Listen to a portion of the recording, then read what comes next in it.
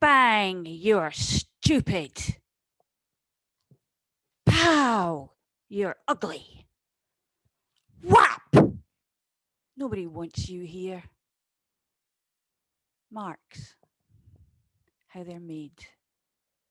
Now, those are negative ones, but there are other marks that we can make throughout our lives.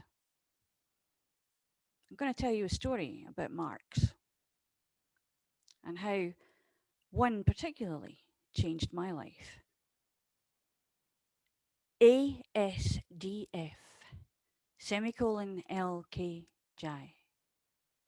270 digits, thwacking away, rapping out the litany, you will be a secretary.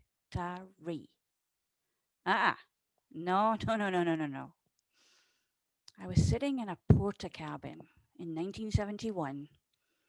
It was very hot that summer, and it was just starting to get that way because this was early on. I was in a classroom of 30 children. We had gargantuan machines, looked like your pinkies would turn out like Arnold Schwarzenegger's thighs by the time you'd finished ASDF semicolon LKJ. I thought about it and realized this is not where you want to be. But what can you do about it? And then the thought struck me like one of those tinny keys hitting the paper and leaving its own mark.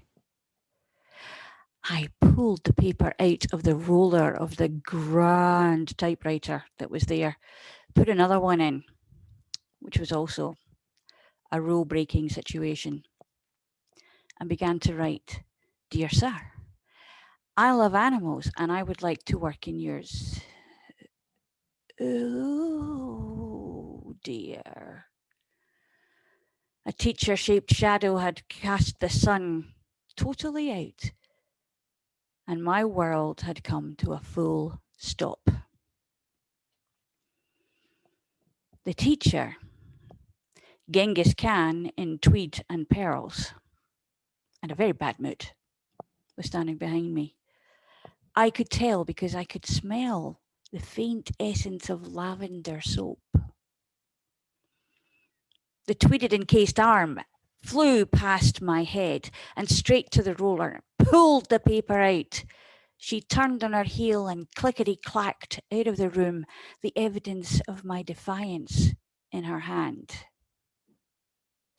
29 children turned their gaze to me. Oh, you're going to get the belt. They were so pleased that it wasn't them, but it was me.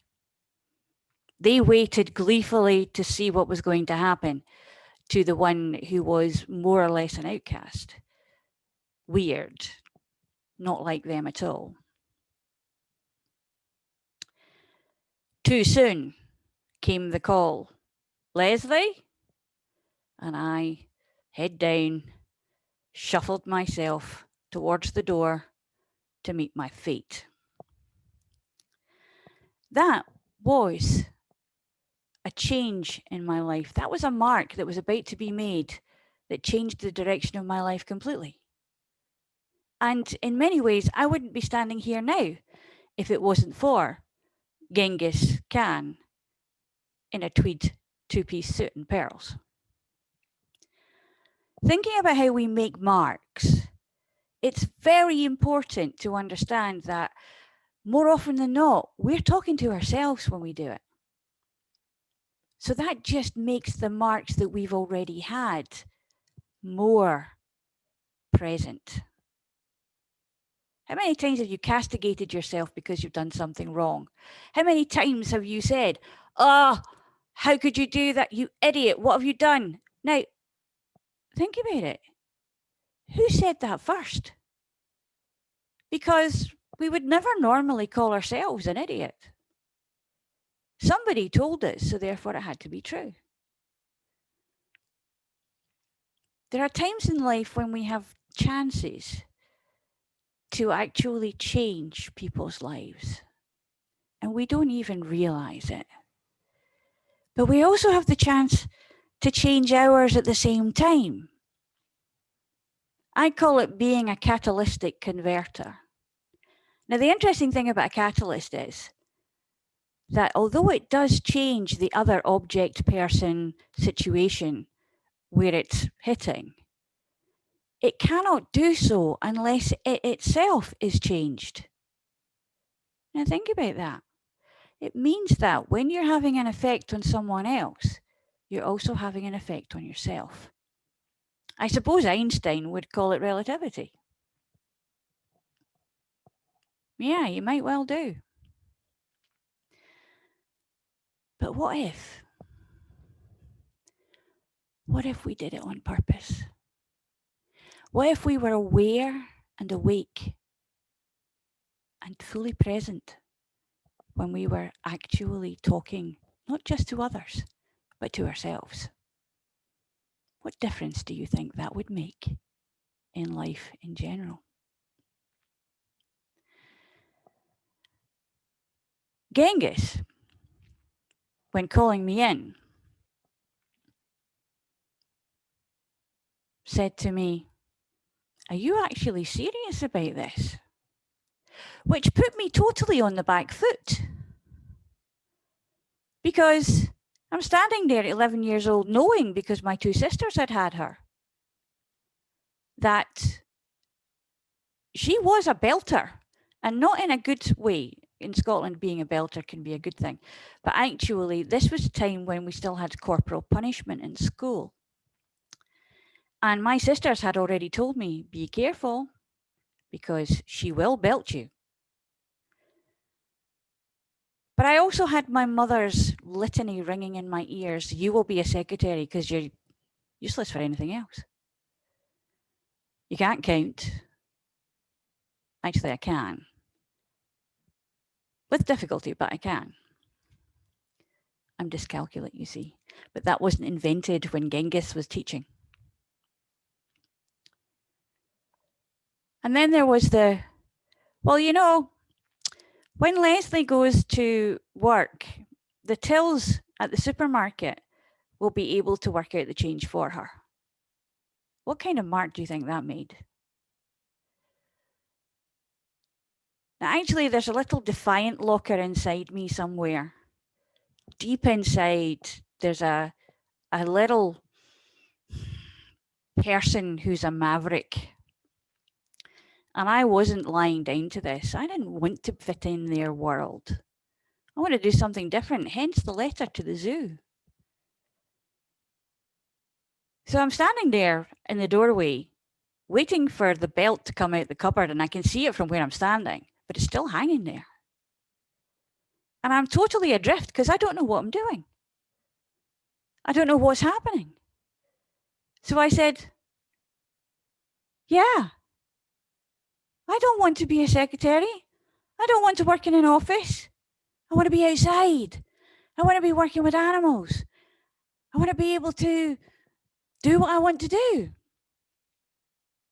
And I waited again in that space between spaces for the other shoe to drop and for her to start shouting at me. But it didn't happen. Good, she says.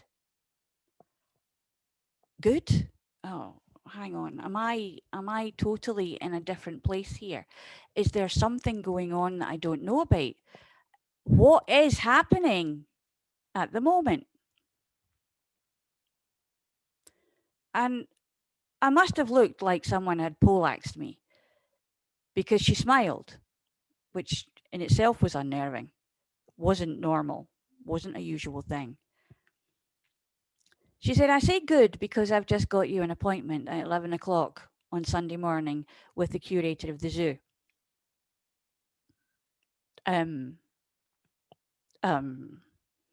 My mother. Don't worry about your mother. I'll deal with that.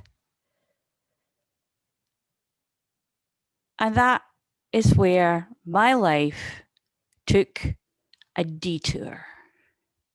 Or did it? What's that supposed to happen?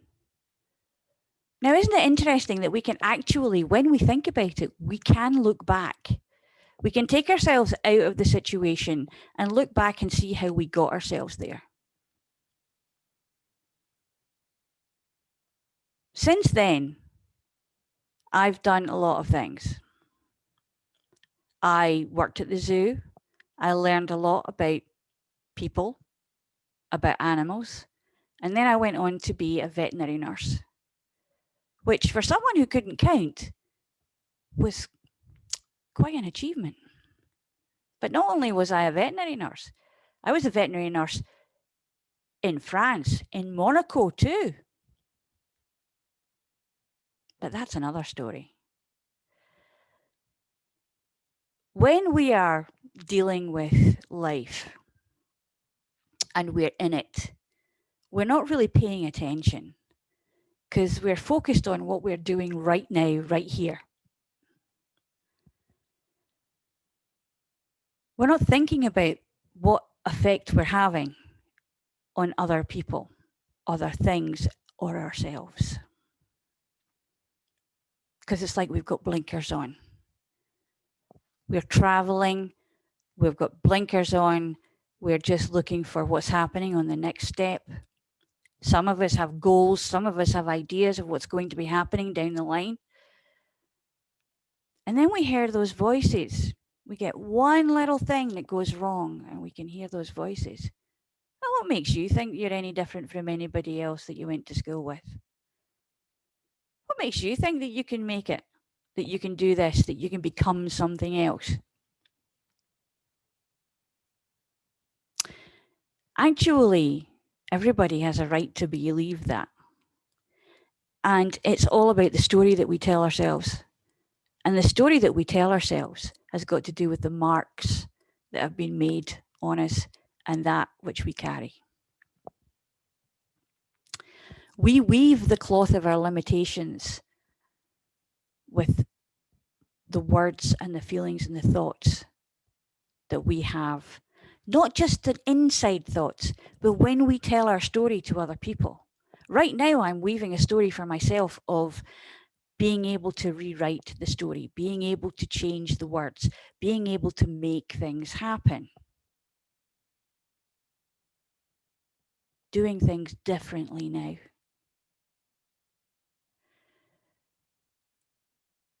The interesting thing about doing things differently now is that those marks that have already been made, they sit quietly, sometimes in the spaces between breaths, and they'll just seep out at all the wrong moments. Have you ever seen an athlete get so far, perhaps in basketball or baseball or even football, and at the very moment when they have to make that hit, make that basket, make that goal, they choke? Because something gets into their head. Something says, you think you can? Maybe not. The most powerful thing that we have is the way that we think, our mindset, how we can change our minds. If you change your mind, you can change your life. And I know you think it's easy for me to say, but you see, I got to know that little voice quite well at one point. Many marks had been made on me in my life. And I realized when I look back that I could actually have sat and thought, oh, woe is me. I can't do it. It's just not right. How am I supposed to make it happen now? But I'm looking back at that and I'm thinking to myself, that was then. This is now. What's the difference? How can it be that what somebody said to me then should still be broiling around inside me? And it was one morning, 4 o'clock in the morning, when I realized what was actually going on. I was having chemotherapy.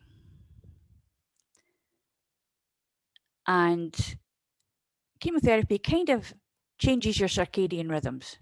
It does a pattern interrupt for you. And I was sitting one night with insomnia, and it was very quiet, very still. And this little voice said, "What makes you think you're going to beat this? What makes you think you can do this? Who are you to beat the odds?"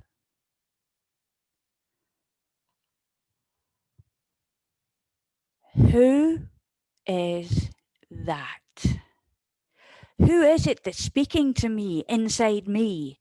Who is it that's dredging this stuff up from before? Who is it? Then I realized it was every bully, every naysayer, every teacher who had called me stupid, and sometimes even my parents, my sisters. And I thought, yeah, but you see, the thing is, I'm not them. And they don't know what I can do. I don't know what I can do. You don't know yet, possibly, what you can do. But it's time to start to wonder how to change the shape of your thoughts, to rewrite your story and understand that you can do this. Yes, Genghis got me that job. I was 11 years old. I was 11. And I started working at the zoo. It was Calder Park then became Glasgow. It was so freeing.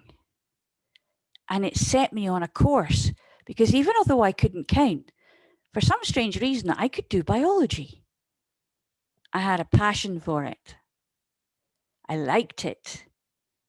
And because I liked it, and the teacher saw that I liked it, the teacher was actually more inclined to help me out. And have you not noticed that? That basically when this happens, when we show that we're willing to try, we get some help. Now, some of you will be really into the law of attraction and some of you really won't. But let me tell you, when you start to look at things that you can do differently, when you start to change the shape of your thoughts, a little bit of shape shifting, then your universal mind kicks in. I don't like to call it the unconscious mind. It's not unconscious at all. It is aware and awake and jacked into the universe. It's doing everything. It's allowing you to breathe, because if we had to think about it, we may all be dead. There are so many things that happen inside of us that we don't have to consciously think about, that we don't have a foggy idea of how it works. For the most part, doctors and neurologists and things, they will know at least some of it. But the thing that we can control is who's driving the bus. And we're driving the bus. You're driving your bus, I'm driving my bus. But why would we give the steering wheel over to someone else? Why would we give someone else the pen to author our lives? Why would we allow that? What's in that for us? Except to walk someone else's talk, live down to someone else's expectations. Many times what's happening is those marks that we're carrying around are wounds. They are wounds that have been come down from generations. because of a belief, because the way someone treated your great great granny or granda, and they made a decision, a choice of what to believe and how to believe, and they would teach their children well. And it became a dogma. Dogma is an interesting thing because it's really extremely strong. And we hear it. We hear it day in and day out because we repeat it.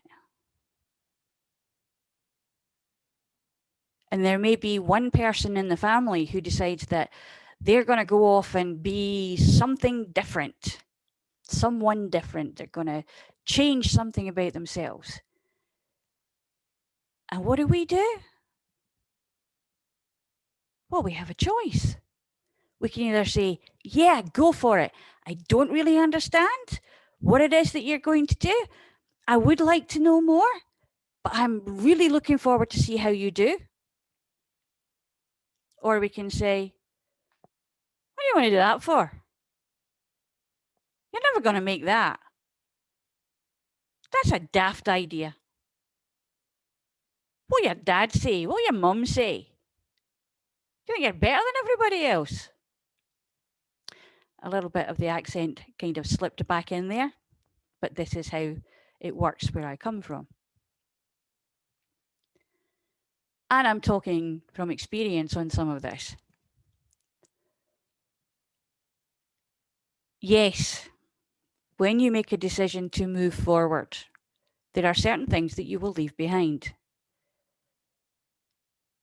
And that's not necessarily a bad thing because you're not really leaving them behind. You're leaving your own mark. You're saying, I drew the line. I'm not living down to expectations of others anymore. I have my own expectations for me.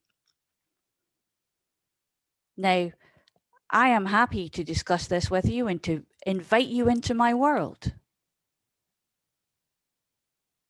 All you have to do is accept. Do you know why they don't? Usually, fear. Fear is at the root of anger. It's the root of frustration. It's the root of the no.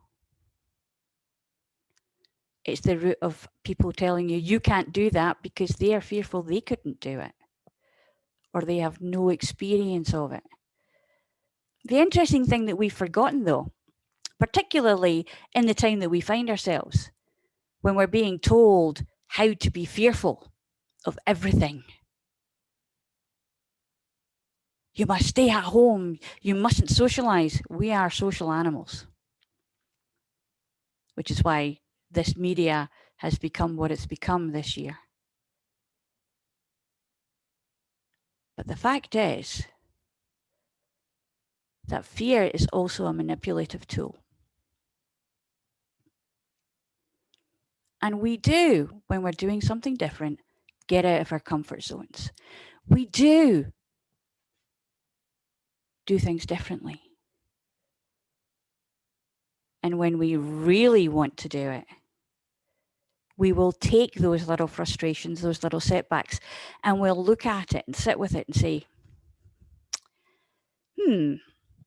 well, that didn't work. But what if I tried this? Or what if I tried that? Now, I could take the analogy of actors. However, acting is an extremely difficult thing to get into properly. And there are very few, really, people who make great successes of it. But there are people who are jobbing actors and jobbing actresses. And there are people who are background artists, extras. And they're happy with that. And it's actually got to do with what you're happy with. And when you're happy with yourself, and I guarantee you're not going to find that in a shop or on Instagram looking at somebody else's life. When you understand that happiness comes from being here, present, actually taking action, understanding that you are the decision maker, you're driving the bus. When you understand that, then you can open yourself up to happiness and to being well. I've done many things in life, and I never really thought about it before. And I was having a moan, as you do, because I am human too. I do occasionally have a little bit of a wallow. And that's okay. It's good to have a wallow. Just don't stay in the mud. Don't get sucked in. There's a use for it. There's a use for every emotion that we have. Otherwise, we wouldn't have them. Stress and anxiety come from a hormone that is very, very old. It's as old as man is. It comes from the amygdala in the brain, which is your fear center. And the amygdala is scared of everything. It's like Sheldon on a bad day. Warning, warning, danger, danger. We can take that and we can look at it and we can say, okay, now I have to be afraid. Now I have to just pull myself inside and I need to just disappear. I need to not be around anybody, anywhere, anytime. Or we can say, now wait a minute. What is it that I'm afraid of? Am I afraid people won't like me? Or am I afraid I'm going to die?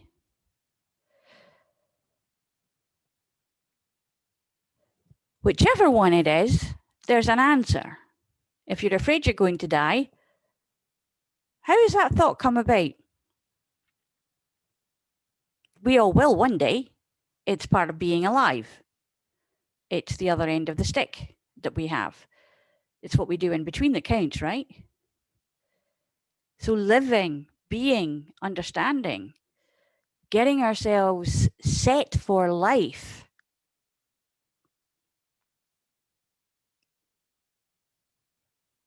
Taking those marks that we had as children, that we have as adults, and saying, what use are they?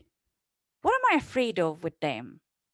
If I let them go, what happens? Is it going to be a good thing or a bad thing? I wonder. When we wonder and allow things to come in and sit very quietly, it's amazing what happens. Things start to seep into our consciousness and allow itself to be seen. Now, this is where your inner opponent, as I call her, will actually take the reins and say, how do you know that you can do this? You know that this is going to be bad. But that's when you can take the reins back and say, how do you know it's going to be bad?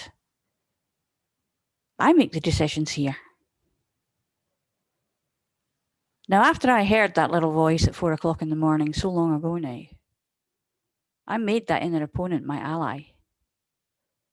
I call it a sounding board now. I spent a long time with the saboteur of the judge, being judgmental, being judged, because that was the only thing I knew how to communicate my anger, my frustration, even my joy.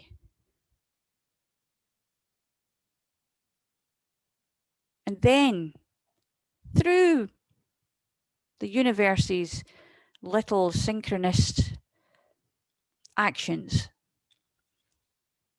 I met people, things happened, things changed. And again, going back to the moaning part, that time I was having that moan, one of my friends said to me, I don't know what you're worried about. You always land on your feet. You're like a cat that way. And that set me off again, wandering in my mind, wondering what was going on. And I realized when I looked back that she was right. There have been many situations in life where I could have just sunk below the surface and not even noticed what was going on for the rest of my life. I could have gone and been a secretary and been terrifically unhappy. And that was actually what Genghis's story was. She gifted me the reason that she did what she did that day. She said, the reason that I'm doing this is because when I was your age, I wanted to work with animals and they wouldn't let me. We're in a time now where we have the ability to do just about anything that we would like to do.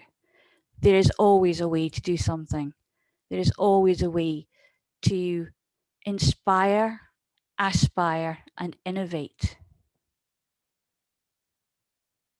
There are ways to make ourselves feel better. We can meditate.